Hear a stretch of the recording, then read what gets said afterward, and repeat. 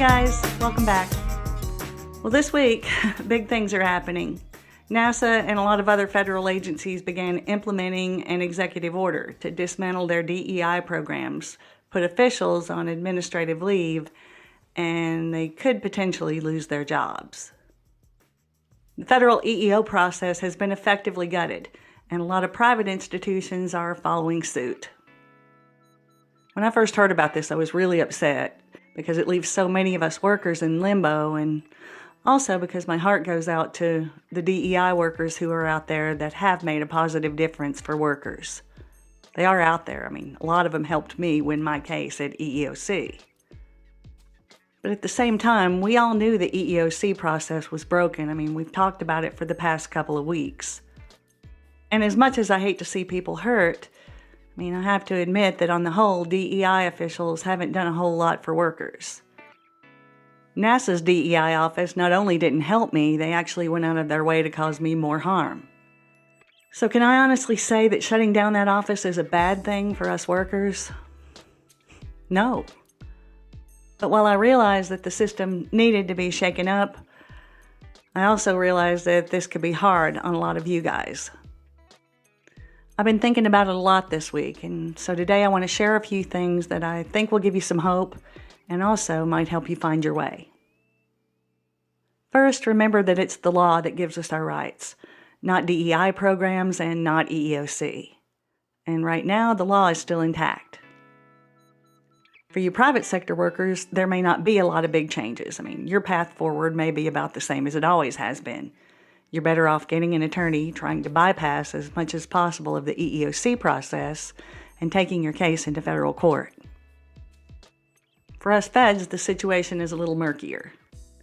The federal process depends heavily on agency DEI offices, and with them gone, Management Directive 110, which outlines the federal process for us in detail, is pretty much obsolete. So you feds might want to take some practical steps. When I asked myself, what would I do if I was a federal employee today fighting discrimination, I came up with one viable option. Skip the agency's informal complaint process and document the fact that there's no one there to run it. File your complaint directly with EEOC within the 45-day time limit.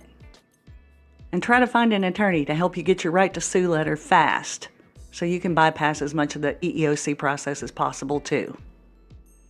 That could be a lot harder than usual because there are going to be a lot of feds out there looking for this kind of help. But if you can't find someone to work with you personally, there may be some class actions that you could join. And as always, document everything you can about your original discrimination case, any retaliation you're experiencing, and about how your agency is implementing these changes. And if you work in a place where it's legal, record as many meetings and conversations on those subjects as you can. Start building a support network. Just having a couple of people on your side can be a big help. It's a good idea to have a therapist. They can not only help you, but it can help your case. Reach out to your union and other people who are going through this. And if you happen to be in the federal sector, email me. And I can send you to a couple places where you may be able to find other people who are going through what you are. And as much as you can without being triggered, try to stay on top of what's happening right now. Things are going to be changing really quickly. And since this is heavy-duty legal stuff, you need to be getting that information from attorneys. So in the description, I'm going to leave you some links to some good resources that I found this week. Focus on what you can control. With the process changing as much as it is, as quickly as it is, that means we're going to be even more out of control. My mom was a real warrior. And if she was here right now, she'd remind us all that we're stronger and more resilient than we give ourselves credit for. And she'd also remind us to stay focused on the things we can control, like taking care of our physical and mental health so that we have the strength and stamina to do the work ahead of us. Constantly researching and learning so we can make smarter decisions. And saving our energy and effort for the things that matter instead of reacting to the chaos around us. Remember, when one door closes, another one opens. As unsettling as all these changes may be, they have accomplished something that needed to be done. They've dismantled a system that hasn't worked for us workers for a very long time. if it ever did. One of the biggest impediments to progress is resistance from people who are invested in maintaining the status quo. As of this week, that resistance has been thwarted.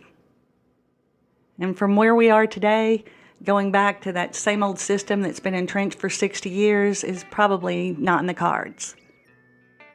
And what replaces it may not be a system we're crazy about, but whatever changes are coming, it's going to take a while for them to solidify. And that's going to give us some time to figure out how we can shape it into something that's going to take us closer to where we need to be.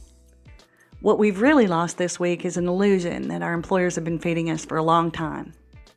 They pretended to value diversity and even created DEI offices to make us believe it.